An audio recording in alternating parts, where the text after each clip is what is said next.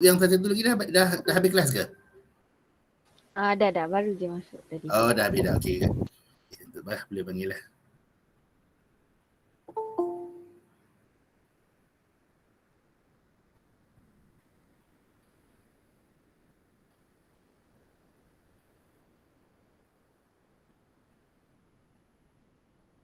Boleh nampak skrin saya? Boleh. Ya. Boleh.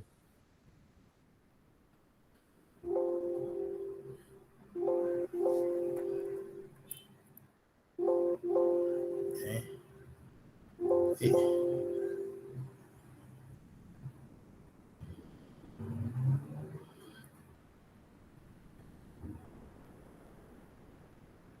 Dua orang masuk dah dah ni.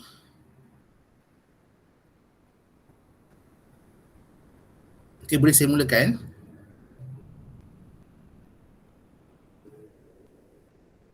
Boleh cek dah.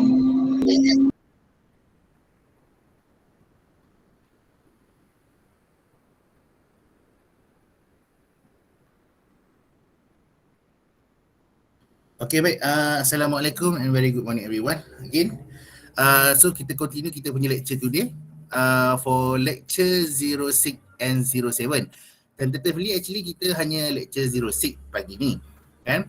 Tapi hari ni saya cuba try untuk finish both analysis vector and raster, so that nanti you boleh tengoklah perbezaan for your this coming project submission . So you boleh pilih you nak buat vector ke, you nak buat raster analysis. Alright. So macam biasa, my lecture session, I really hope your response during my session. So you all boleh tanya during my session, and sekiranya tak jelas dengan persoalan saya, just asking me, terus boleh terus tanya lah. Alright. Okay.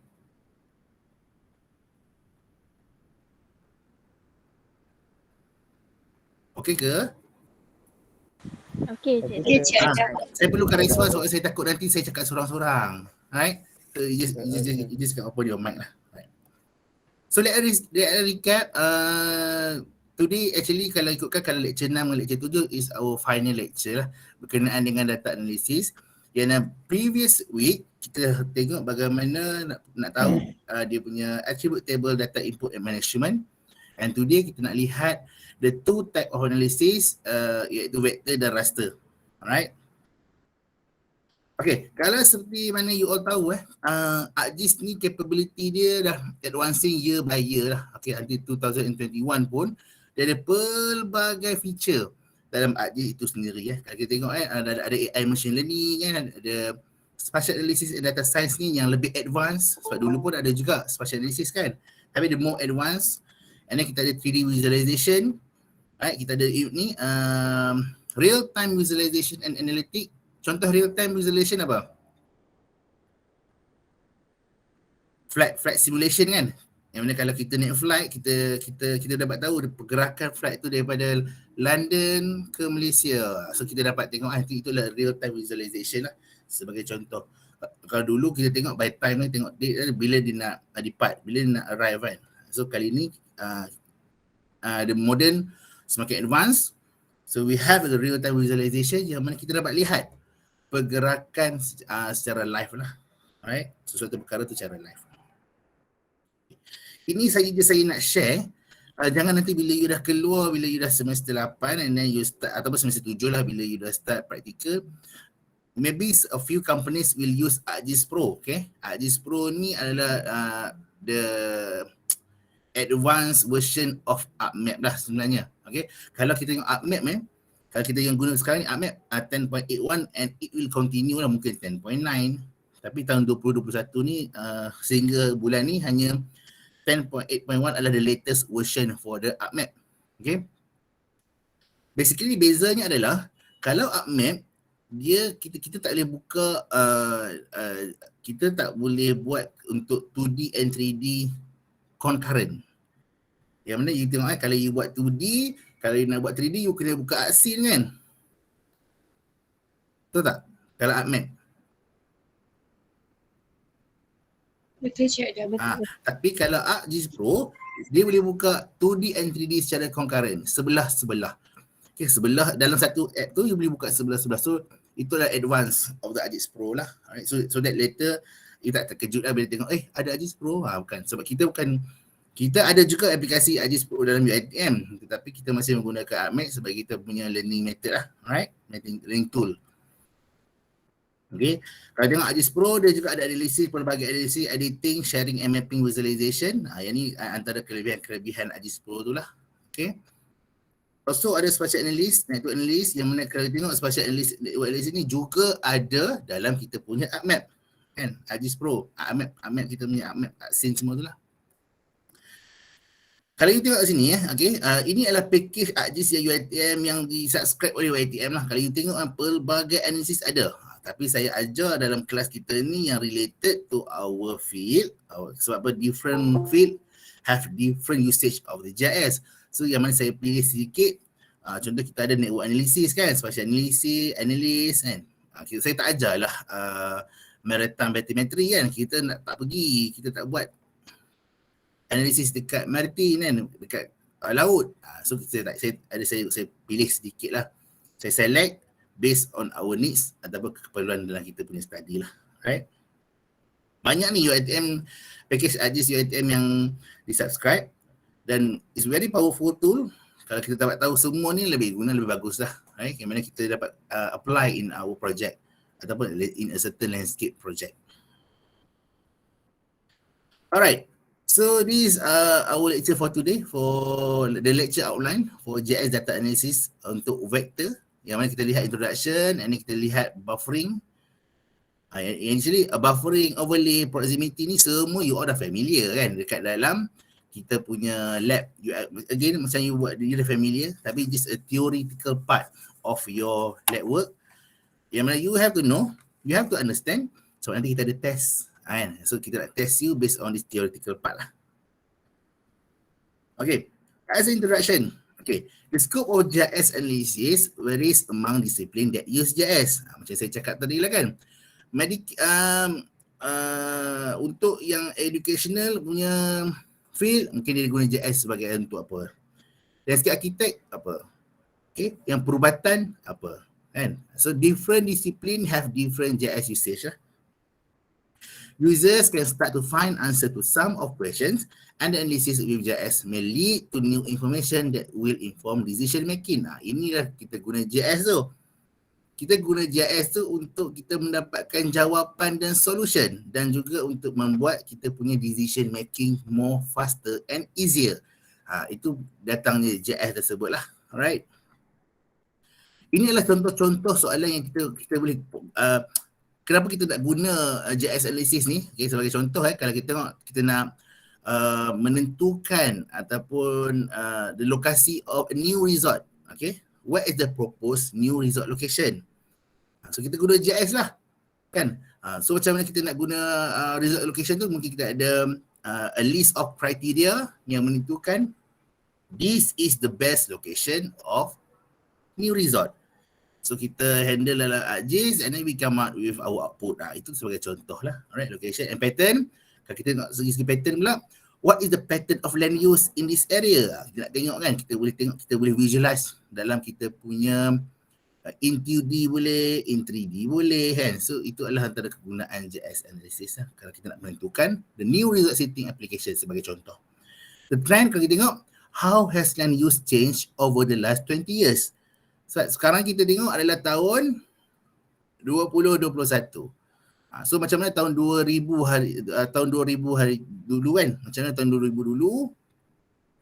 How it has been changed? Adakah semakin banyak kawasan komersial? Adakah kawasan hutan semakin berkurang sebab hasil guna tanah tu kan? You dah guna tanah tu untuk buat kawasan pembangunan. Kita nak tengok the trends. It also can be used. GIS analysis kan? Kalau kita tengok condition like, where is there an area of privately owned land of suitable size with adequate access from an existing road? Ini sebagai contoh kalau kita buat query lah. Kalau kita buat query, kita buat select by attribute kan. Kita select attribute, yang pertama kita punya selection adalah the area tu mestilah private owned land first. And then kita buat second selection kita adalah kawasan tu mesti dekat dengan kawasan akses atau berdekatan dengan kawasan keluar masuk dengan jalan yang sedia ada. Itu adalah kena condition lah berkenaan dengan penggunaan GIS. Seterusnya adalah implication. Ini sebagai contoh, if we located the new resort here, from where would it be visible? Ini kalau kita buat, ingat tak? You buat view shed. You ada tengok view shed kan? So you tengok ada beberapa degree yang boleh dia punya certain map, dalam map tu you delineate berapa degree yang boleh lihat daripada from your view. Kalau you ada dekat kawasan tinggi, satu kawasan tinggi kan, 20 meter above sea level, you tengok ada berapa area yang covered boleh from your view. Itu juga adalah antara penggunaan GIS. The same goes to yang sebagai contoh kedua ni adalah retail store lah. Okay, retail store location application. Yang mana penggunaan dia, kalau you tengok, you boleh cari dari GIS analysis tu dari segi location, pattern, trends, condition and also implication. Okay, this want to make you more understand on how you want to use the analysis tu, mungkin dalam project you or your coming landscape architecture real life project lah. Okay.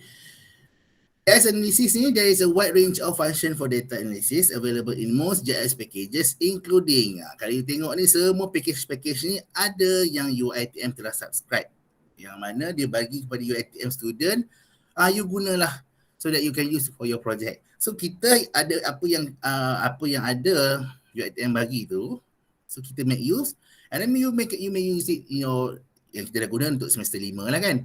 So for the next semester, it's up to you, you nak guna ataupun tidak. Okay. Jadi sebab kita boleh dah ada, jadi kalau you dah faham macam mana how the GIS can help you in determine a certain you want to create, you nak create design, please use it.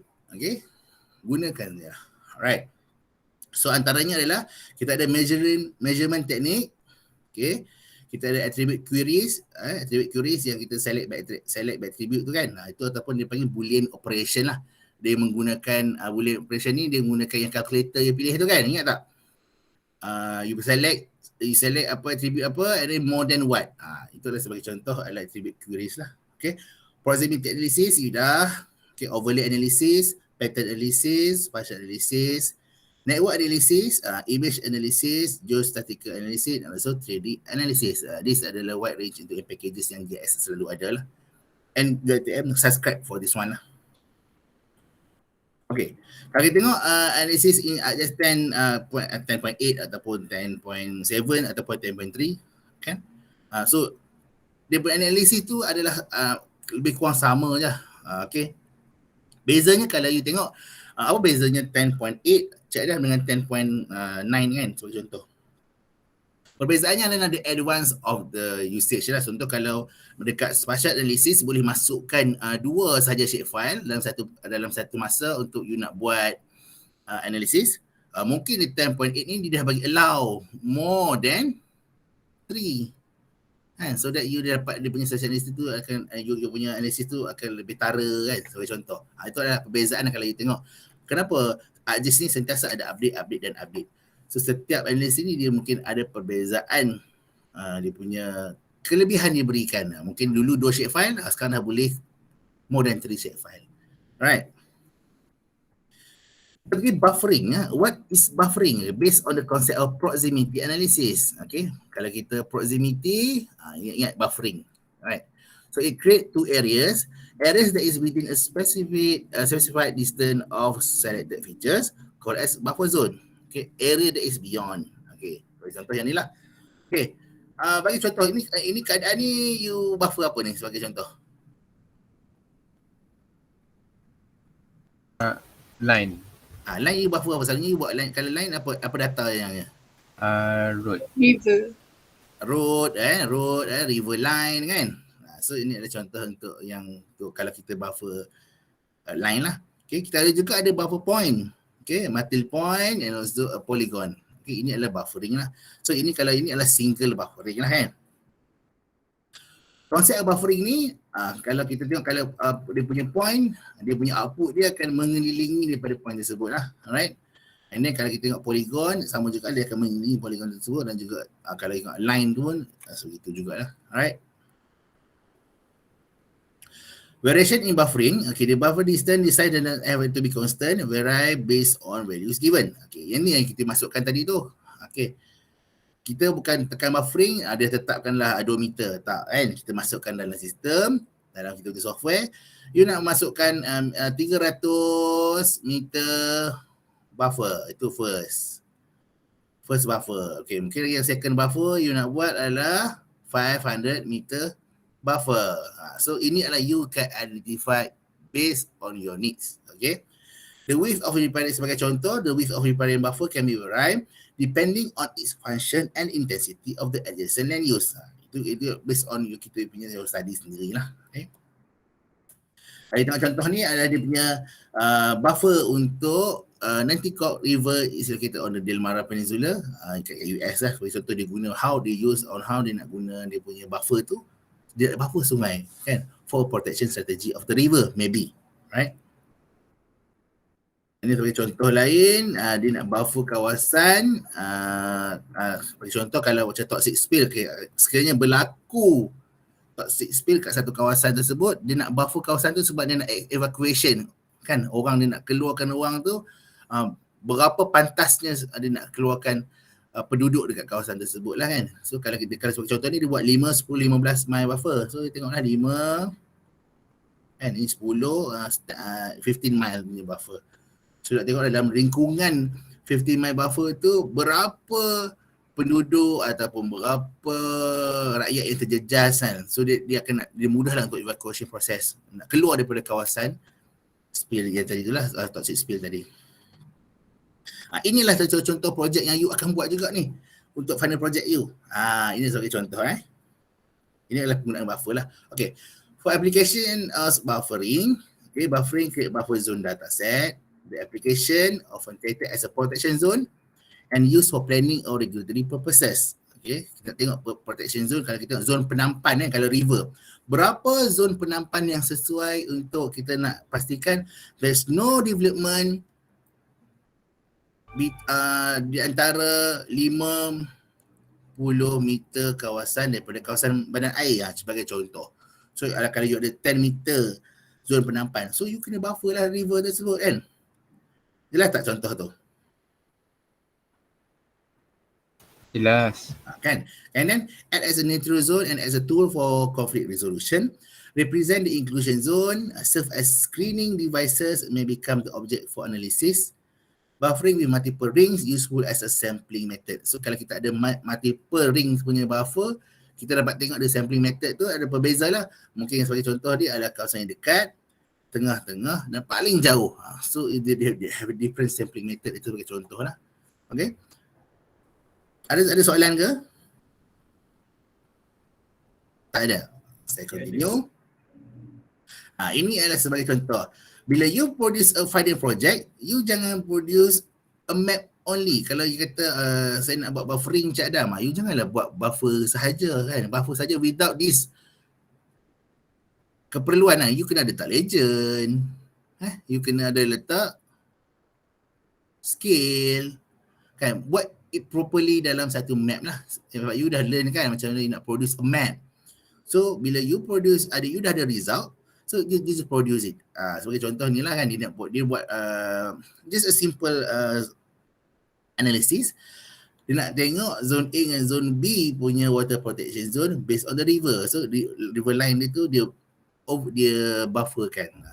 It's simple lah. Inilah yang dihasilkan Sebab apa ini yang bila kita buat, kenapa kita buat map, kita nak share with others. So kalau you buat map without this legend ataupun without scale, macam mana orang nak tahu kan? Macam mana orang nak baca pun tak nak baca your map.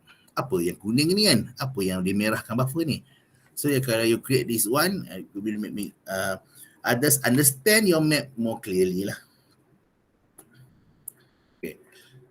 Ini adalah penggunaan juga. Kalau you tengok sebagai contoh kat sini kenapa dia buat buffer? Okay. Mungkin sebelum ni warna merah ni adalah jalan kampung ataupun jalan negeri yang mempunyai 2 lane sahaja. So you diberi tugas untuk membuat jalan tu, you kata this jalan negeri, we have to upgrade the road. Kena jadikan dia 4 lane. So you dah tengok dah 4 lane berapa meter kan? Contoh kali kata 30 meter. So from the existing road ni, you buffer dia 15 ataupun 30 meter so that you nak tengok kawasan mana perumahan yang terjejas. Kan? Kalau sebagai contoh, kalau tengok sini, kalau di buffer, plot tanah belakang ni terjejas dalam Cik Adam. So this plot yang akan terlibat untuk kita nak tengok mana kawasan yang terkesan lah. Kan? Sebab bila kita dah guna untuk buat aktiviti jalan, kita perlu bagi papasan kan. Papasan kepada pengguna atau pemilik tanah tersebut. Itu kita dapat identify lah. Tanah siapa yang terlibat. Dan kita beri papasan. Ini kita boleh buat a pre-constructional punya kaji kos ataupun nak tengok kos berapa yang diperlukan untuk bayar pampasan sebagai contoh. So kita dapat identify lah land use yang terkesan kalau kita buat jalan negeri yang 30 meter tadi. Okey, clear ke? Sebagai contoh. Clear je dah. Kan? Ini 60 meter lah. Okey, silap. Ini business mapping sama juga. Okay, kalau dia nak buffer from satu kawasan farm tu, and then dia buffer kawasan, buffer zone, yang putih ni buffer zone, and then dia study lah within the buffering zone, apa yang ada dalam tu, anything yang related yang based on what you are going to study lah. Okay, next kita pergi ke overlay. Okay. The operation combines the geometries and attributes of two features layers to create the output. The geometry of the output represent the geometric intersection of features from the input layers. Okay. Features layer to be overlaid must be spatially registered and based on the same coordinate system. Ini yang saya katakan tu. Bila buat ada shapefile data, pastikan you identify your coordinate system tu yang sama dengan shapefile-shapefile yang lain. Kalau tak sama, bila you dah buat overlay punya analisis, boleh ke tak boleh kalau different coordinate system?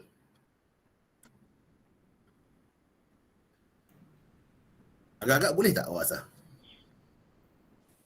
Tak boleh. Tak boleh lah. Sebab dia lokasi yang lain kan. You buat coordinate system you ni dekat Malaysia. And then you ada data shapefile lain tapi shapefile tu adalah bentuknya adalah map dekat Malaysia.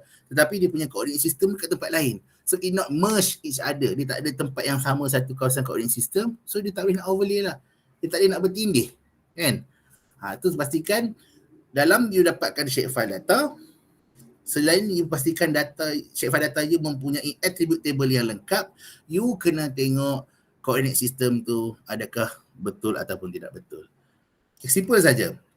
Okay, nanti bila you dah kerja nanti, bila you bos you minta you Aiman, kata Aiman please check this data kan. Apa yang kena check pertama adalah you tengok dalam tu data tersebut attribute table dia ada ke tidak, and then ada tak geometries area ke apa kan. So that you understand, you boleh tahu lah, okay this data can be used kan, ataupun dia punya coordinate system tu kan, you kena tengok jugalah. Alright. Overlay analysis, ini adalah sebagai contoh lah kan. Kalau kita ada data yang berbeza, kita ada peletakan well, building, river and soil. Kalau you masukkan dalam map, you boleh overlay sekali terus lah. You akan nampak lah dekat mana well tersebut ada. Mungkin well tu ada sebelah building, bersebelah river, dekat soil type apa. Sebagai contoh dekat sini lah kan. Kita boleh tengok secara terus. Okay. Where is the location and peletakan well tersebut. Ini sebagai contoh. Kalau kita, ini adalah secara visually you tengok overlay analysis beginilah. Okay. Tapi overlay analysis ni ada 3 jenis lah. Yang pertama adalah point in polygon. Yang mana kalau kita tengok, the input is point layer, the output also point layer but has attribute data from the polygon layer. Yang mana combination between point and polygon dia nak overlay kan. Sebagai point, mungkin dia overlay dekat kawasan yang ada polygon iaitu soil type sebagai contoh lah. Okay. Line in polygon, the input is the line and the output tu ada juga line tu, tapi the output tu dia ada juga bawah dia adalah polygon. Okay. The output differ from the input into aspect. Yang pertama, the line is broken into 2 segment and the line segment have attribute data from the polygon layer. Ini kalau line in polygon. Kemudian kalau polygon on polygon, ada combination of polygon lah, straightforward dia punya definition kan. Bila ada polygon, dalam ada atasnya ada polygon lagi. Dia sebagai contoh ada polygon on polygon, where you combine polygon features from 2 different layers into a single layer. Kita masuk shapefile 1, kita masuk shapefile 2, and then kita keluar output dah. So a single layer of shapefile lah, itu yang dimaksudkan dengan polygon on polygon here. Okay, ni contoh lagi kalau kita tengok kan. You ada shapefile point, you ada shapefile polygon yang dalam two different land use. Ini ada dia punya output lah. Okay, ni line polygon, ni polygon on polygon. Okay, the three basic overlay analysis operation all merge data from separate layers, create new geographic features and document the relationship between these features. Right. Input dan output sebagai contoh kalau kita point in polygon kalau ni ada station point map, meteorologi kan, forest polygon map, forest. So dekat point ID nombor 1, nombor 2 ni kalau kita dia punya ni adalah punya output dia. Kalau ini adalah output untuk your punya visual nanti dekat map tu, ini adalah punya dalam attribute table lah, yang mana kalau dekat land use forest, okay, it locate dia yang point 1 and 2 ni dekat dengan forest. Kan you tengok forest line 1, point 2 kat forest. So the attribute table tu automatically update like this lah. Okay, number 3 is non-forest. So the point ID is located at non-forest land use. Ini sebagai contoh point in polygon. Kalau line in polygon pula sama juga, dia punya output tu lebih kurang sama, kita nak tahu dekat mana it overlay dan what is it data. Kan? Dia ada forest, non-forest. Kalau tengok dia old ID dia, kalau forest dulu 1 kat sini. Okay, ni 1 So new ID bila you overlay between these two pun dia masih sama dekat kawasan new ID and it land use adalah forest. Inilah bagaimana dia punya output yang you nak tengokkan lah. So nanti you boleh tahulah bila masa nak guna point in polygon, line in polygon ataupun polygon in polygon.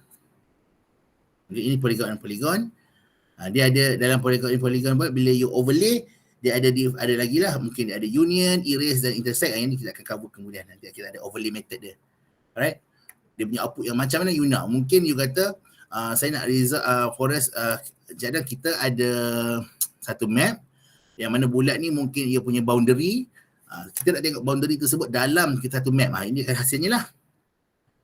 Kalau Cik Adam, kita ada satu map, kita ada boundary kawasan, tapi saya nak tunjuk data dalam boundary saja. Inilah hasilnya. Kan belakang-belakang semua dah buang di erase dah. So kita tengok data dalam ni saja. Ini yang kita buat clipping, kita contohlah. Alright. Type of overlay method. Okay. Kita pergi overlay method tadi. Sekejap Sorry.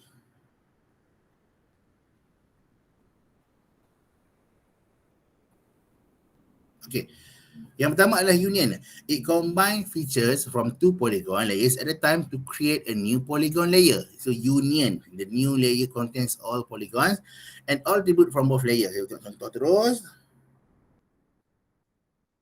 Okay.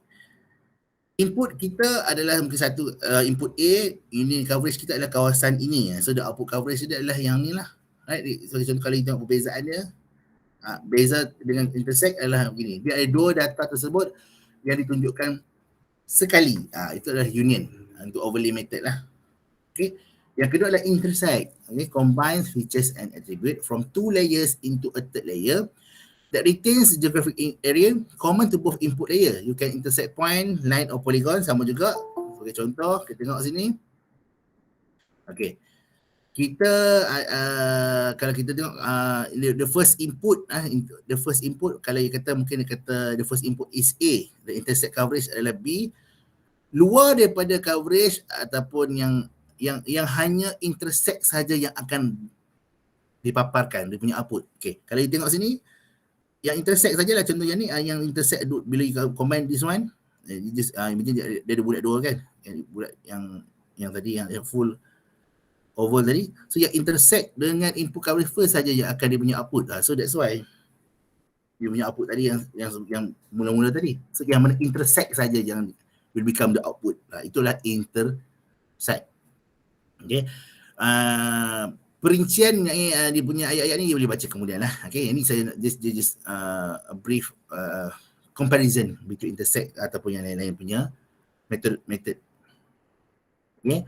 Kalau symmetrical difference, ini dia output dia adalah benda yang tidak, yang intersect dia buang, yang tak intersect tu dikekalkan. Sebagai contoh ni lah, input A, input B, yang intersect tu dia output dia keluarkan datanya.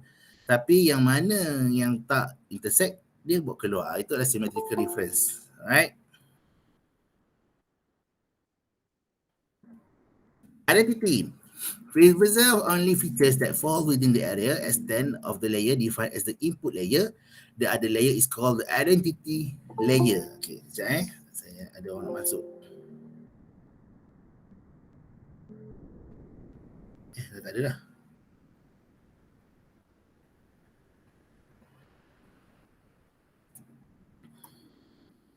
Okay. So apa yang ada dekat dalam kita punya data sheet 1, sheet A, data A ataupun data B, so the input will be here. Dia akan jadi sekalikan satu data tersebut dalam satu view dan juga attribute table tersebut. That's why you can compare. Kalau you buat nota, you dapat you try to draw what is the difference between those method tu, you akan tengoklah apa perbezaannya. And this one adalah soalan yang akan selalunya ditanya dalam test. Ini adalah kita punya bagi hint sedikit lah. Perbezaan antara method tersebut. Okay. Erase, yang saya cakap tadi, create as a feature class by overlaying the input features. Yang mana you boleh identify you nak erase luar ataupun dalam. Kalau you ada satu boundary kan, sebagai contoh, you nak erase yang luar ke, you nak ambil yang dalam. So ini adalah erase. Input dia, so erase feature. So kalau yang macam ni, dia nak erase yang mana ada feature yang nak di-erase kan tu lah. Kan? So dia akan jadi whole macam ni lah. Whole macam ni based on the feature yang dia nak erase tu. So dah ada identify first. Okay. Application of overlay. Okay, useful for query and modeling purposes and also useful to help solve the area interpolation problem. Yang mana tadi kita nak tahu dia punya boundary ataupun kita nak drag dia, kita nak buang dia punya data yang kita tak nak kan. So ini adalah overlay antara penggunaan overlay yang kita boleh guna dalam JS ataupun dalam sistem tersebut. Okay. Yang ni overlay, kalau contoh kita tengok kita ada data rainfall, kita ada drought, ada flood duration and soil. Dalam JS ni dia mampu untuk overlay ke 5 ni untuk kita identify sebagai contoh rainfall yang kerap berlaku dekat kawasan A point. Adakah kawasan tu kerap berlaku flood? Sebagai contoh. So ini adalah antara terjadi overlay yang kita boleh query dalam kita punya sistem JS ni kan. So that's why JS ni adalah yang dikatakan expert knowledge ni sebab dia tahu kita boleh assign what data yang kita nak tengok kan. Mungkin kita tengok okay, rainfall kawasan A berlaku ada sangat dia punya jumlah taburan hujan paling tinggi, berlakunya flood dan berapa masa flood duration yang berlaku untuk hilang, untuk surut ke apa kan. Itu sebagai contoh. Itu adalah bagaimana penggunaan overlay dalam sistem JS secara briefly lah. Kita pergi seterusnya. Okay. Kita ada proximity analysis. Okay, to find the closest point or line features to another point or line feature, you can perform a proximity analysis operation called spatial join.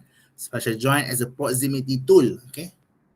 Yang sebagai contoh, kita tengok kita nak tahu jarak between one point to a line. Ataupun kalau macam ni, distance from each well between the nearest stream. So yang ni kita boleh calculate, kita boleh assign dalam map, and kita dah tahu, okay, lokasi well pertama berapa. Well seterusnya dan seterusnya lah. Okay. You hanya seorang handler, kita bukan macam buat, you hanya assign and then you dapat result. So nak assign tu yang you kena belajar tu kan, assign nak belajar and then how you want to use it. Itu sahaja. Okay. Ada analisis. Apa kita dalam spatial, dalam analisis untuk vector ni kita ada spatial analysis. Okay. Spatial analysis is something that help you to answer spatial question and solve spatial problem. Okay, sebagai contoh, what you have done dekat you punya lab work, analysis. Saya bagi satu contoh kat saya.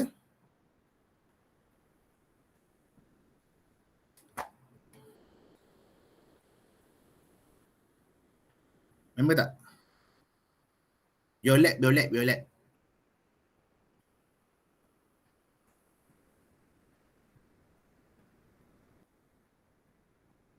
Hello? Ada lagi ke orang ni?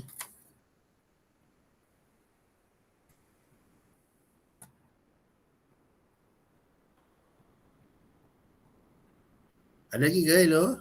Saya cakap seorang. Ada. Okay. So itu sebagai contoh tadi yang saya cakap tadi yang spatial analysis tadi, yang dalam lab you pun you dah a few analysis yang you dah belajar, itu adalah part of spatial analysis lah. Right. So, GIS practitioners have defined spatial analysis as a set of tools that use a variety of statistical methods, such as nearest neighbor analysis and cluster analysis. So, statistical method ni all about numbers lah. Kita dapat tengok the quantitative value of each analysis you. Kan, you boleh tengok mean ke, ataupun you boleh tengok, sebagai contoh mean tadi lah, right? Statistical method for the spatial analysis. Okay. Example ni adalah dia punya flowchart. Kalau nak tengok contoh how the usage, macam mana dia nak tentukan penggunaan analysis tersebut. Dia mungkin guna buffer, dia nak overlay and then it display on map and hasilkan report. Inilah benda yang apa yang kita buat sekarang lah.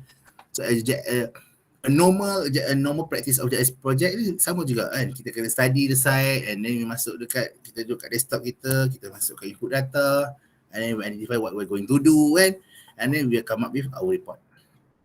Ini adalah contoh lain untuk yang spatial analysis tadi. For network analysis, technique used to conduct analysis on a set of points that connected to each other, method used for calculating critical path and activity times and float. Ini juga ada few dalam kita punya Kang Suchang. Dalam network analysis yang kita cari the most yang jarak yang terdekat ke kan, atau the fastest route. Itu sebagai contoh network analysis lah. Okay. Kali tengok ni, ada few tanya, Cik Adam, ada ke analysis untuk nak tahu berapa dia punya the busyness of a route? Ada, tapi kita tak ajar dalam lab kan. So kalau you nak explore in your project, up to you. You can explore. You can use buku. We have numerous of references, buku ataupun YouTube link yang mana you boleh guna. You boleh buat you punya network analysis tu lah. Okay.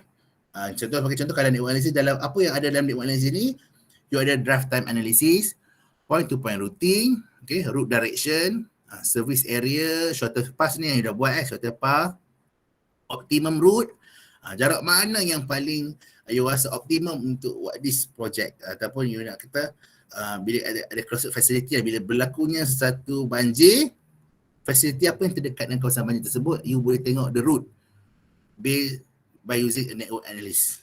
Okay. And then kita pergi analisis seterusnya iaitu 3D analysis. Okay. Yang ni saya tak adjust, saya tak adjust semua, just visualize saja. Tapi even kalau you tengok dalam punya lab, dia ada extension lagi. Kalau you nak try buat dia punya analysis tu, you boleh cubalah untuk you punya project. Okay. So the 3D analysis is the analysis of surface area. So the analysis usually involve the elevation of the area and then the overview of the analysis extension. Ini kalau contoh kalau you tengok you tengok ada how you to create contour, you nak drape contour tu jadi ada height dalam arcsine, and then kalau you nak move from the arcmap to arcsine, so you menggunakan you nampak lah ada satu paparan kat sini kan. Okay, you boleh tengok, you boleh lihat dia punya section also. Kalau you ada satu line, you boleh tengok section of the slope, macam mana, ataupun section of the contour sendiri in a graph, boleh jugalah kat sini. So ini part of the 3D analysis. Ini kalau kita tengok 3D analysis box ni, toolbox ni kan, semua analysis ada dekat sini. So dekat 3D features ni pelbagai. Kalau kita satu semester nak kaji, nak explore semua ni memang tak cukup lah. So kan, so that's why saya be selective, saya pilih yang mana related to your project atau yang you boleh guna untuk your project. So AJIS dalam AJIS 10.8 ataupun yang later 10.8.1 kan, 3D analysis ni provide an extensive set of features to build, visualize and analyze data in 3 dimensions. Some of the key features yang saya cakap tadi lah. Okay. Dia ada data visualization, kita ada interactive navigation yang mana kita boleh display tu secara interaktif, dan kita boleh rakam juga. Kan, selalunya kita nak tunjuk kepada klien kita ni the different angle of slope tu macam mana it related tu, you boleh make it in a video, you boleh save it in MP4 format, so you boleh tunjuk kat kita. Or you want to create a move, you boleh rakam and then you boleh masukkan you punya in your presentation. So interactive navigation tersebut lah. Okay. Surface creation analysis yang mana you boleh drape line atau apa dalam 3D. You boleh buat 3D symbol and also fly through path and animation yang sama juga dalam macam interactive navigation tadi lah kan. Kita boleh interact with that model atau model tu boleh tunjuk kita in 3D menggunakan Arcsyn tadi. Okay. Ini kalau kita visibility analysis, konsep 3D model data. Ini for your next further kan, further tadi mungkin kalau you ada satu tower dekat sini, view mana yang boleh capai your degree, berapa percentage view yang you boleh lihat satu kawasan tersebut kan. Adakah you perlu stay here tanpa buat tower, ataupun you perlu naikkan lagi satu tower yang mana you akan will be higher, the observer will be higher from others and may increase the visible punya ground lah. Yang macam ni invisible ground kan, dia tak nampak. Ini yang visible ground, mungkin dia boleh increase the visible ground. So you boleh use this concept untuk kaji ataupun analisis adakah keperluan untuk you buat tahu ataupun tidak sebagai contoh. Okay. Okay ke sekarang? Okay, Cik Adam. Alright. Okey, Cik Adam. Okay, sebab saya tak tahu tata you all ni dengar ke tak dengar saya tak pasti. Tapi I really hope this lecture will help you for this coming project. Okay.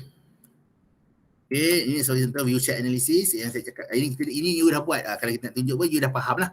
Kan, berapa view yang boleh dilihat based on satu kawasan, satu point tersebut kan. You dah explore, you dah buat dah. So I think you have to explain it again. Yang ni kalau ini ada juga kalau kita lekat dalam tu kita identify area kan. Yang ni ada line sight, dia punya view from one point to another point. Sebab sebagai contoh lah kita tunjuk kalau kita nak buat a borrowed landscape. Borrowed landscape ni adalah kita menggunakan landscape luar sebagai kita punya part of our design. Sebagai contoh, belakang kita tu ada a very green mountainous view. So kita menggunakan green mountainous tu sebagai kita punya borrowed landscape. So kalau in planning, kalau you buat satu kawasan dekat sini, saya nak pastikan orang bila duduk dekat kawasan point 7, dia nampak kita punya borrowed landscape ni, kita punya mountainous hill ni. So adakah you akan buat satu structure untuk menutup pandangan sini kan? So if kalau adakah view tu sampai dekat borrowed landscape kita? So this analysis we identify, is it the line tu adalah dapat dilihat ataupun tak dapat dilihat? Itu sebagai contoh. Okay. Kalau tak dapat dilihat, line tu tak ada lah. Line tu tiada lah kan. So kalau line ni ada, maksudnya it can be seen from this point. Your green mountainous tadi. Itu sebagai contoh. Ini adalah sebagai contoh penggunaan JS dalam landscape planning lah. Kemudian kita lihat the feature manipulation ataupun the map manipulation. Okay. Feature manipulation tools are considered as a basic tool in JS which allow user to perform data processing and data analysis. Okay. Term ni mungkin kata Cik Adam, macam mana nak cari clip dekat tu? Macam mana nak cari split dekat tu? Yang ni semua dia macam you guna you guna AutoCAD lah. You kena familiarize. Bila nak guna erase dan update, you kena buka kat analysis overlay toolset. Even sekarang pun sebenarnya kalau kita nak tengok, dia kan ada banyak kan data kan. Dia banyak dia punya manipulation. How you to use each button tu. Sampai sekarang pun sebenarnya saya masih menggunakan reference book. Sebenarnya kalau nak tengok sebab dia terlalu banyak. So macam alamak saya lupa append tu dekat mana. So nanti saya buka balik reference book saya, dekat data management tool. So that's why saya boleh buka toolbox baru jumpa append tu dekat dalam data management tool. Okay, so ini adalah contoh-contoh lokasi yang you boleh basically macam lokasi the tools you can find lah dekat dalam you punya sistem. Right? So kalau you dah mahir, you dah lokasinya, you dah boleh agak dah sebenarnya. Okay, bila clip, select or split. Benda ni mesti dekat extract. You carilah dekat toolbox you tu, extract toolset. It will make you faster cari the location tool tersebut. Okay. Resolve and eliminate tools are in the data management tool or generalization toolset. Ini semua kalau nak hafal banyak lah. Ini sebagai contoh dia punya map manipulation. Ini yang saya cakap tadi kan. You buka satu, alamak bukan dekat 3D analysis tu lah, dekat analysis tool. Bila buka dia ada lagi dalam pecahan-pecahan kan. So yang ni mau tak mau you kena explore sendiri. And get familiarized lah. Kalau you seorang JS analysis, handler seorang analysis handler kat office, satu office tu, maybe you boleh sebab you buat satu benda ni je kan. You fokus satu benda. You tak buat AutoCAD, you tak buat benda lain. So you boleh hafal lah kan, dia punya lokasi. Mudahlah kerja you kan. You nak buat erase ke, nak buat apa ke, semua ada kat dalam ni. Okay. Clip uses and layer as a cookie cutter. Ni dia bayangkan you bila clip ni you cerap kuih kan, you bentukkan kuih tu, benda tu yang terhasil. Inilah bagian tu kan. Clip layer ni sebagai dia punya mode tu, bila cerap kat sini, ini output dia. Ini sebagai kalau clip. The input layer can consist of point, line or polygon. Okay, dissolve. Yang mana ni kalau kita nak tengok kalau dua lane puzzle yang berbeza, you nak merge ataupun nak sekalikannya, you nak dissolvekan dia, you boleh guna dissolve. Yang mana cuba contoh ni lah kan, AC, BB ni adalah benda yang sama, ada lane puzzle yang sama tapi dipisahkan dengan satu line, polygon, dua polygon berbeza. So you nak sekalikan dia punya ID, so you dissolve, so the output will be okay. Kalau append, yang ni append ni you satu contoh kenapa saya ada dua shapefile. Dua shapefile tu adalah satu adalah shapefile road A, yang kedua adalah road B. Road A student A buat, road B student B buat. So bila you buat two different shapefile, you nak gabungkan shapefile tersebut. Benda yang sama root juga. So you append dia. So A dengan B append, so nanti dia akan keluarkan lah dua different, satu output yang sama. Kan? Nak bezakan.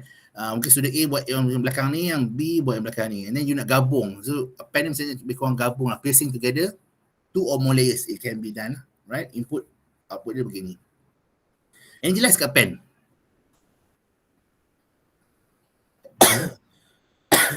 Kan? Boleh ke? Boleh je. Alright. Select. Okay, select ni adalah yang you buat juga, select by attribute. Create a new layer that contains features selected from user defined query expression. Typically using a select or structured query language SQL expression. Ini dia punya expression yang tengok select by attribute kan.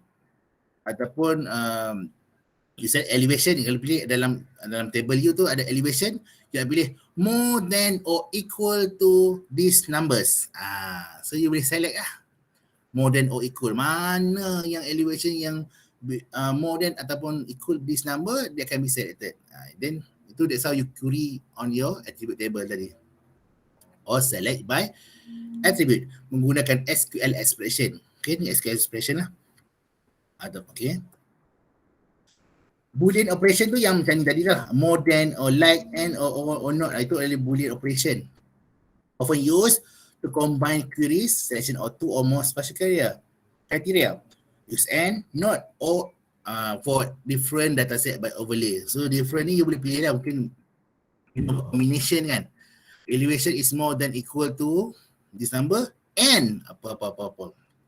So you boleh buat dia punya expression tu berbeza-beza lah. Pelbagai maksud saya. Okay.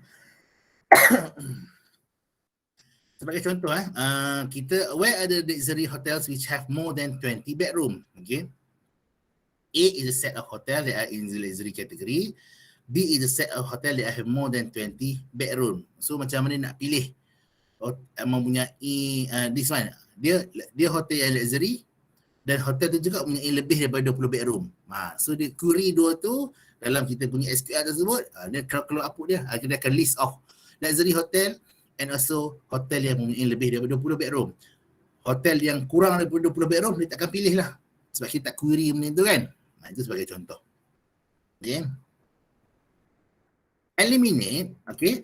Eliminate polygon by merging them with neighboring polygon that have the largest area of the longest shared border, often used to remove small sliver polygon that are result of overlay operation such as intersect or union. Sliver ni adalah benda yang selalu bila kita buat digitizing, selalu lah dia tak, sebab dia tak tepat kan, sebab dia tak zoom in dalam, dia tak zoom in, dia buat jauh-jauh saja. So ruang-ruang yang sleeve ni selalunya berlaku kalau you tak digitize dengan tepat lah kan. Okay, so eliminate will be used kalau kita nak samakan dia punya output lah. Okay, output ni yang mana yang lebih besar, dia akan rapatkan dengan the adjacent punya polygon. Alright, update using a cut and paste operation to replace the input layer with the update features, useful for updating an existing layer, better than digitizing an entire map. Kalau update, dia punya input you ada 2 different, you nak update dalam ni mungkin you kata ada 3 saja ID, you here, okay, you can update. Split, divide the input layer into 2 or more layer. Kita ada 1 land use and then you nak splitkan satu kepada 6 zone ataupun 4 zone kan. So zone ni you dah identify lah dia punya boundary. So you masukkan dua-dua split feature tersebut and then the output you akan berbeza lah, akan split lah. Divide the input layer into 2 or more layers. Itu sahaja untuk vektor kita, iaitu vektor analysis. Ada tak soalan sebarang untuk vektor analysis? Cik ada. Tak ada? Wah, hebatnya orang ni. Kan? Tak ada. So I hope you understand the vector analysis, and you nampak kan macam mana kita guna dekat lab, macam mana theoretical part tu, the difference tu tak ada beza sangat kan. So I really hope you understand lah the vector analysis. Kita nak sambung rasa analysis, kita nak rehat dulu ke atau kita boleh sambung? Boleh break kejap kot. Break dah tepu banyak sangat vector kan. Okay, kita break 15 minit dah boleh? 15 minit, 15 minit lah. Boleh? 10, sekejap 10.25 kita masuk boleh lah. Boleh, 10.25 Boleh Cik Adam. Alright, jumpa lagi 10.25, kita continue dengan raster analysis. Alright, thank you. Okay.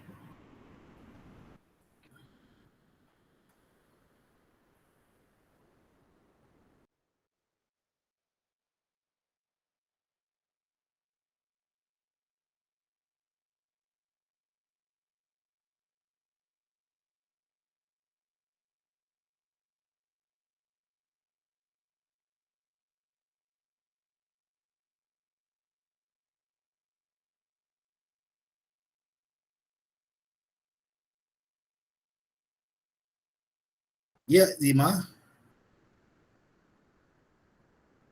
Zima tanya soalan ke? Saya tekan. Oh, okay, baik.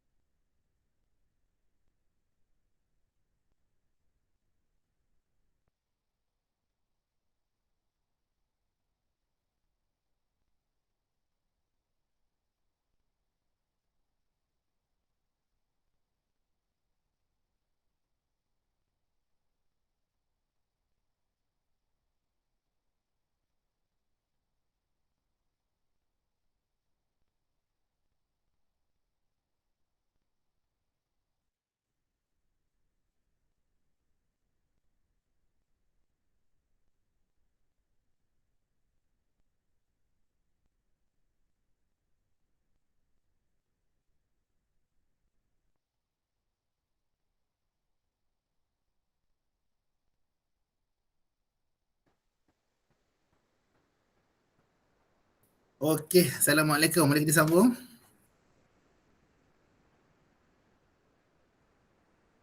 Boleh Cik Adam. Alright. Yang lain-lain ni masih ada ke? Ada. Ada. Ada. Okey.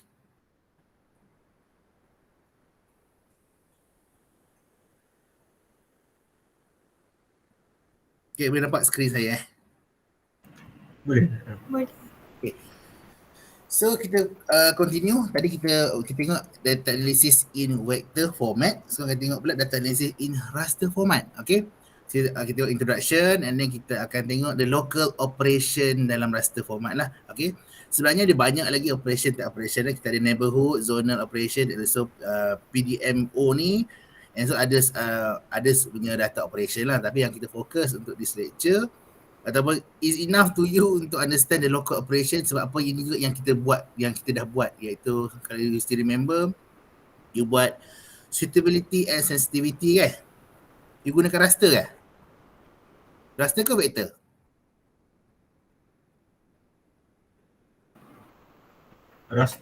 Raster kan, sebab daripada vector tu jadikan dia raster, you rasterize kan Ya. vector tersebut kan. So itu adalah part of the local operation yang kita akan lihat nantilah. Alright. Okay. First introduction, raster data analysis is based on cell and raster. Dia bagaimana pun dia mesti related to cell dan juga gambar. Cell and raster, kan? Okay. Can perform at the level of individual cells, of group of cell or cell within the entire raster.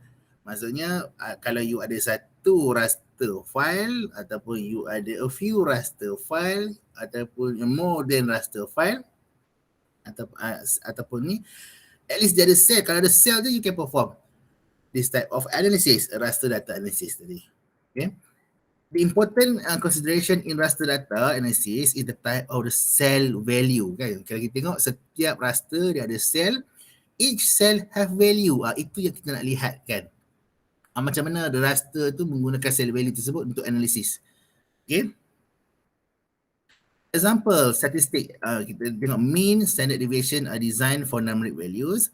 Others such as majority, the most frequent cell value are designed for numeric and categorical value. So dari statistik, and kalau sebagai lain contoh adalah majority lah kita tengok kan. Kalau contoh dalam satu sampel ada 3 sampel, you ada 3, 3, 1. Majority dia apa? Ada nombor 3, ada nombor 3, ada nombor 1. Majority dia nombor 3 lah. Sebab 3 2 kali kan. So itu yang kita kata majority sebagai contoh. Okay. Local operation, cell by cell operation can create a new raster from a single raster or multiple input raster. The cell value of the new raster are computed by a function. Kalau dalam kita punya suitable analysis itu kita guna function apa?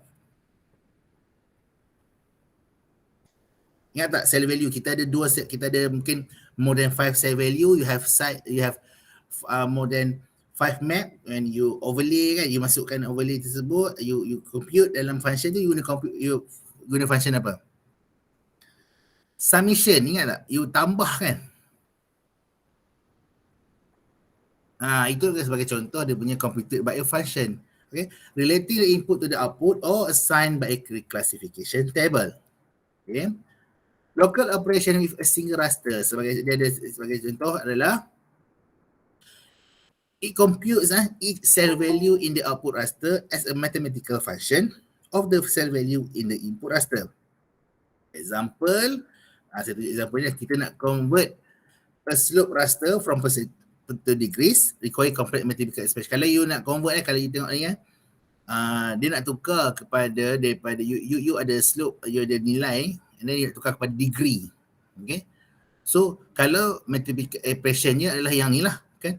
Slope degree ni nilai 57.296 ni darab dengan aktan dengan slope percentage over 100. Okay. So kalau you masukkan nilai ni, kalau you cuba masukkan nilai ni 57 masukkan slope percentage nilai yang ni, you akan dapat nilai 8.64. So it convert from one cell tu, value dia boleh convert dengan menggunakan this mathematical expression for each cell. So bayangkan satu cell, it can be converted. So daripada yang Atan tadi kan, daripada slope percentage, mungkin dia akan dapat dia punya slope degrees 8.64. So how it convert dah, ini adalah local operation for a single raster. Ni kalau single raster. Kalau local operation with multiple raster, it referred to as compositing, overlaying and superimposing map. Overlaying macam kita buat itu kan, overlaying kita dapatkan suitability analysis, sensitivity analysis, itu adalah menggunakan multiple raster lah. Okay. So another term is map algebra, which refers to algebraic operations with multiple raster map layers. Mathematic, itu sebagai dia punya term yang kita selalu guna kan. Using map algebra, input data layers may be added. Added, submission added, submission, subtracted, multiplied or divided to produce the output data. Dalam kes kita itu, kita edit. Kan kita nak edit 1, 2, 3 and then kita reclassify kan. Itu sebagai contoh kita punya local operation with multiple raster. Right? Dalam raster format lah, raster data format. Okay. Mathematical operations are performed on individual cell values from 2 or more input layers to produce an output value. Okay. And measures that apply to raster with numeric data are summary statistic, including maximum, minimum, range, sum, mean, median, and standard deviation. So bila you dah overlay, you dah combine, you ada numeric data. So data tu you boleh dapat dia punya summary statistik. Mungkin you kata you nak cari the maximum atau you nak cari minimum. Ini yang dimaksudkan dengan sum. You nak cari mean. Itu adalah data-data yang you boleh proses based on this local operation untuk yang two ataupun multiple data layer lah. Okay. Other measure that suitable for numeric and critical data are such as kita ada guna cari majority for most frequent cell value, minority the least frequent cell value, number of unique values different value. Okay, itu sebagai contoh macam mana kita macam mana from the data yang kita dah overlay tadi kita boleh keluar boleh output dia tu adalah output you nak cari majority ke minority or number of unique value. Sebagai contoh, ini adalah untuk kalau you tengok ini adalah sum value. Kalau you tengok the first value, kalau kita overlay dua ni, 1 tambah 0, 1. 1, kalau you tengok sebelah dia, 1 tambah 1, 2. Ini adalah summation. Kalau ni artilah ni sum cell value kan. Two input raster layer overlaid to produce an output layer. Output raster with some cell value. Kalau tengok, kalau sini ujung sekali kat buju ni kan, 0 tambah 0, kalau you dah overlay dia, nilai dia 0, so the output dia akan jadi 0 lah. So how dia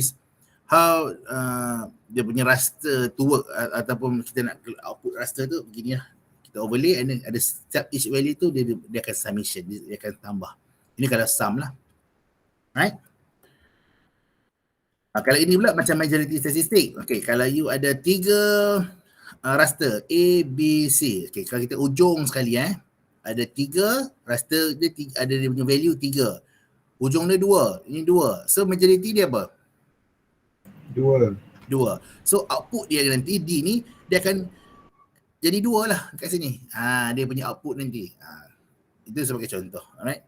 So kalau ni 2, 1, 2, ni contoh dia 2 lah dia punya majority statistic value for each cell value dalam raster tersebut. Okay. Ini contoh kalau the unique combination. Yang mana kalau value 1 between 0 to 20% slope, kalau north yang view yang menghadap north dia 1. So di combine code ni maksudnya bila slope aspect dia 3, slope 3, aspect 3 kata slope 3, aspect 3 ataupun south, dia aspect to south ke arah south, dia punya code yang kita akan dekat outputnya akan jadi nombor 1.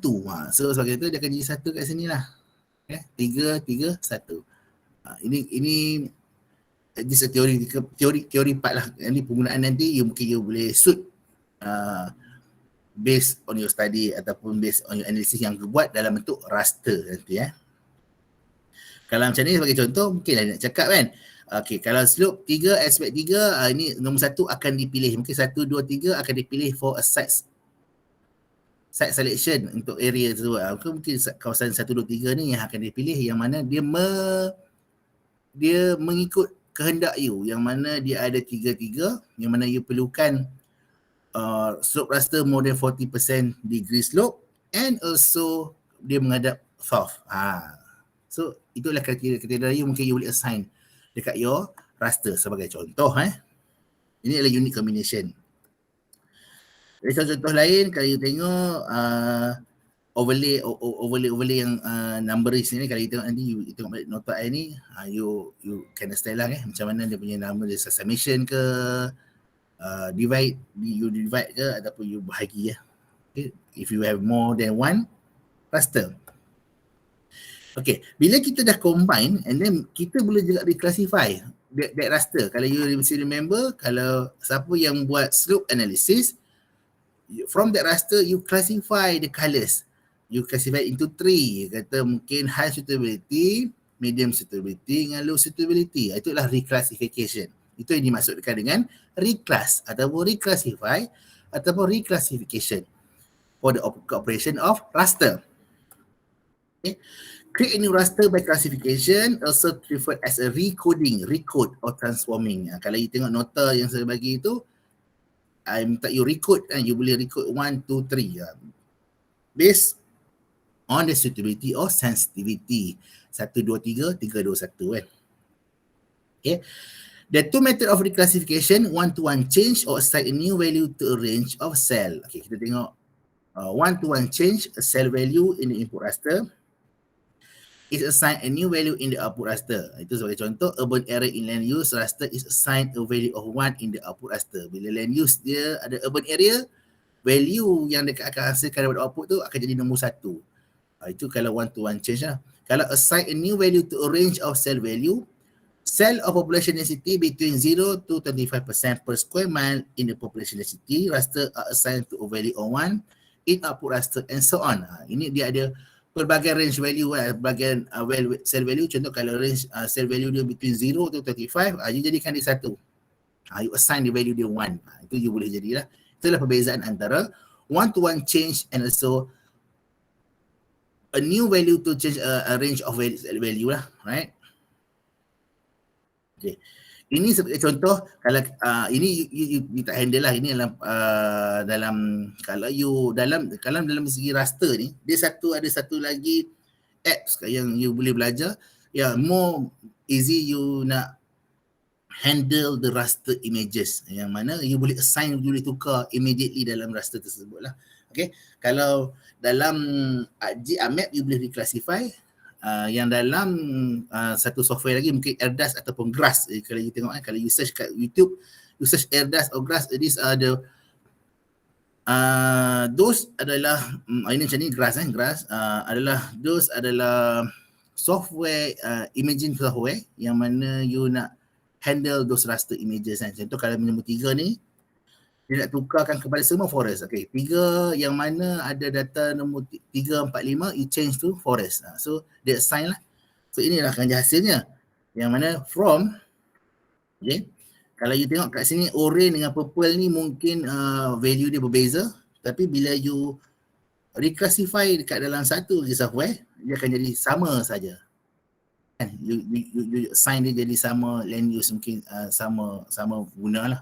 Okay. So macam contoh, kalau sebagai contoh kat sini lah you imagine this purple adalah air laut. Air laut kan dia have a different color tone kan, ada yang blackish kan. So you kata blackish ke ataupun brackish water dan juga air masin laut tu you nak sekalikan saja kan.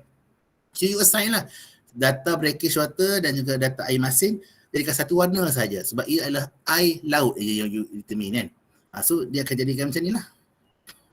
Daripada yang mungkin different, ini ia akan jadi sekalikan sebagai contoh. Itu clear ke? Clear tak Adam? Alright. Local operation, application of local operation. Yang ni sebagai contoh kalau you reclassify tadi lah kan yang saya cakap tadi. Ini kalau you ni 4 reclassify you kepada 4. You boleh bagi 5 kepada 3. So you can reclassify it dalam you punya ni lah. Okay, sebagai contoh saya tunjuk lah. Saya tunjuk dekat yang ni kan. So yang ni you rasa you classify into berapa? raster ni? 5 5. You kena remember saya beri contoh lah kalau you classify 5 mungkin you kata 0 to 3 degrees tak sesuai untuk bangunan, ataupun 3 to 8, 8 to 15, 15 to 25. Kalau you kata ala banyak sangat di classification yang Cik Adam ada sampai ada 5 kan, kita nak jadi ketiga saja. Okay, class itu 3 you klik classes 3 and then you boleh classify the range sendiri, the break value. Contoh 0 to 15 and then 15 to 25. You klik sini and then you klik 25. You klik OK. You apply. Dia berubahlah. So ada 3 saja classify. Okay, 15, 25 dan juga more than 35 degrees. So based on this, cara bacanya adalah you akan nampak lah kan. 0 to 15 adalah boleh untuk pembangunan. 15 ni boleh bangunan tapi not massive development, or more than 35 degree slope ni tak boleh buat bangunan. Itu sebagai contoh penggunaan dia and then how you want to read this map ataupun your classification of raster data tadi. Boleh Boleh. Okay, and then we continue. Ini sebagai contoh paper kalau you tengok contoh paper kalau dia guna, ada yang kalau you perasan dia ada satu, dia remote sensing tu dengan GIS itu sendiri tu ada penggunaan aplikasi yang berbeza lah. Untuk remote sensing dia ada certain software it more focus on remote sensing, iaitu you nak tengok raster images tu dengan lebih jelas and you can calculate area ke sebagai contoh. Ini sebagai land use change, kalau you nak tengok menggunakan remote sensing, kalau you tengok compare 1991 to 2000, apa yang you dapat lihat? Apa yang you compare dekat bahagian ni? Development yang merah tu makin spreading. The sprawl of the environment, the built environment tu, built structure tu semakin bertambah kan. So itu adalah antara penggunaan kalau kita dalam remote sensing, clearly can be seen lah between range of years kan. Ini adalah antaranya detection study kan. Okay. Daripada itu, bukan saja kita dapat tengok perbezaan ni, kita boleh kira lagi the amount area perubahan atau changes berapa persen changes tersebut, compare tahun 1991 dan juga 2000. Sebenarnya yang ni, kalau yang ni dia menggunakan AirDAS, sebenarnya you may try menggunakan ArcGIS juga. Mungkin siapa yang nak buat siapa yang ada, saya tengok dalam grup saya tu ada buat dia nak detect, dia nak study berkenaan dengan the factors of the heat thermal. So dia kata heat thermal tu contohnya adalah building ataupun industry area. So you may calculate industry area tu tahun 2021 yang you buat memori, yang you buat inventory sekarang ni, compare dengan data awal yang you dapat tersebut. Berapa percentage yang meningkat. Dan you tahu you boleh proof lah yang kata industri tersebut adalah faktor utama yang menyebabkan heat thermal. Okay, itu sebagai contoh. Ini adalah yang how you study your project. Ini land use change tahun 1958 hingga 2009. So bukan saja dapat secara visually, bukan you tengok JS ni sebagai visual, bukan saja visual saja. You boleh dapat this info dalam bentuk graph, dalam bentuk percentage, dalam bentuk apa, any calculation yang you buat. So ini pembuktian yang menjelaskan lagi kenapa perubahan itu berlaku. Sebagai contoh. Okay. Itu sahaja, alhamdulillah. Is there any question? Ada tak soalan berkenaan dengan raster?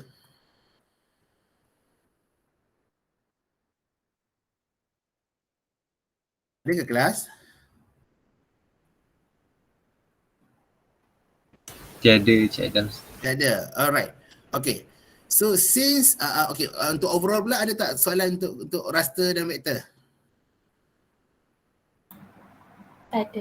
Ada juga. Okay.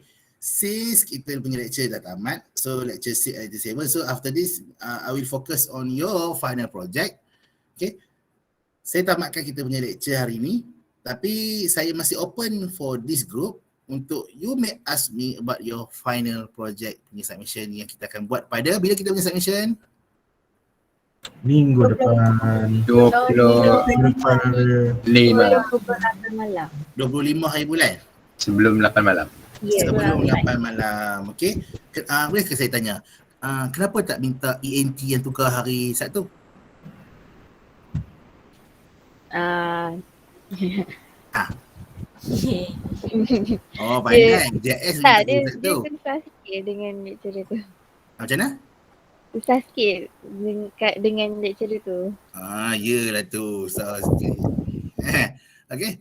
Saya tengok, ENT, kenapa dia orang tak minta ENT kan? Ada lah tu. Okay, tak apa. It's okay.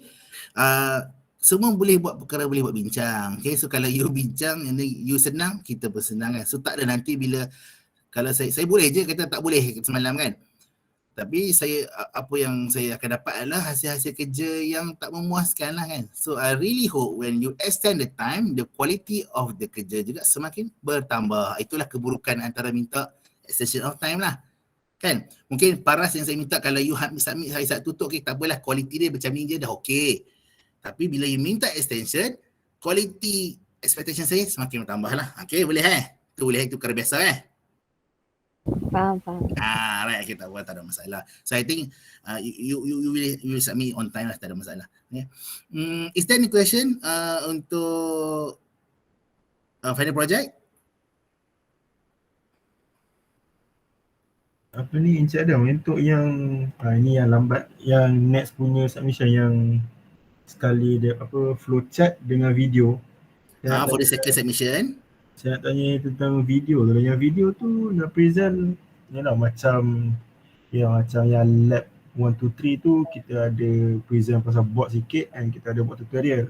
Kalau untuk yang kali ni punya, untuk final ni macam mana? Okay, untuk final project presentation, you kena explain from A to Z how you conduct the project. Daripada awal sampai habis tu lah, it consists of your first board and second board je lah. So you tak perlu tunjuk lagi detail on how you tekan apa, no need. Okay. You cerita kat you punya project saja. Project 1 you cari apa, what is your problem, macam nak tengok dia punya flow of the project tersebut. In 5 minutes only. Kiranya ringkaskan sajalah. Ya betul, dalam 5 minit saja. Kalau 5 orang tu tak boleh cakap 5-5, kena bagi tugas lah. Okay? Kadang-kadang kalau 5 orang cakap pun nanti nampak chaos kan. Nampak macam alamak dia ni penuh-penuh video ni kan. Kalau dia nak buat seorang pun tak ada masalah. There's no problem. Pastikan dia punya presentation tu is presentable dan kita sebagai viewer ni tengok faham lah, jelas lah your project is all about. Okay. Alright. Menjawab soalan Amir Ya. Lagi ada soalan lagi? Satu lagi saya nak tanya tentang yang case study kan. Itu case study Cik Adal beritahu tak kisah mana-mana. Dia berapa yang Cik Adam perlu untuk satu board tu? Dalam case study tu there's no limitation. Saya tak nyatakan limitation dan berapa yang nak masukkan dalam case study tersebut. Tapi at least one yang mesti related to your project. Tapi tak semestinya kalau project you dia tak semestinya the flow tu tak semestinya sama lah. Mungkin you boleh mimic ataupun you boleh adapt in your project satu part saja dalam case study tersebut. So ambilkan case study tersebut sebagai your reference study. Okay, macam mana contoh dia kata kalau nak dapatkan area, dia menggunakan case study dia tu, dia measure the area. So you adapt the measure of the area tu in your study. Boleh lah, tak ada masalah. Walaupun different context. Mungkin dia buat dalam medical punya konteks, dia buat dalam planning punya konteks kan. Different konteks kan. Tapi dia habis ada same solution ataupun same proses yang you rasa you boleh guna lah benda ni. Kita nak adapt dalam you punya planning. So you boleh guna that case study. Okay. Alright, Cik Adam. Okay. Ini ada soalan ke? Lagi ada soalan tak?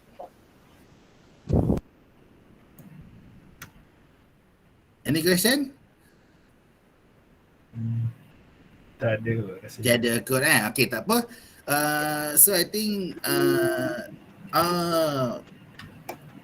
soalan cuba-cuba tadi tu dah saya kata.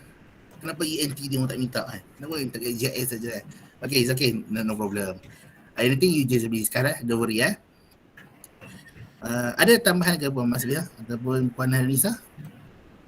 Okay, tak ada so saja up dengan dia punya final JIS pula ya. Progress dia. Baik. Ah, So, alright. so we continue in your group. Discuss with your you yang paling penting adalah hari ni you kena finalize tau you punya workflow project. Kalau yang workflow yang buat number 1 ni salah, macam ni nak buat number 2 kan. So please discuss with your instructor. Okay, that's all for today class. Terima kasih. Assalamualaikum. Waalaikumsalam warahmatullahi wabarakatuh. Waalaikumsalam. Terima kasih. Waalaikumsalam. Terima kasih Cik Adam. Adam. Terima kasih Cik Adam.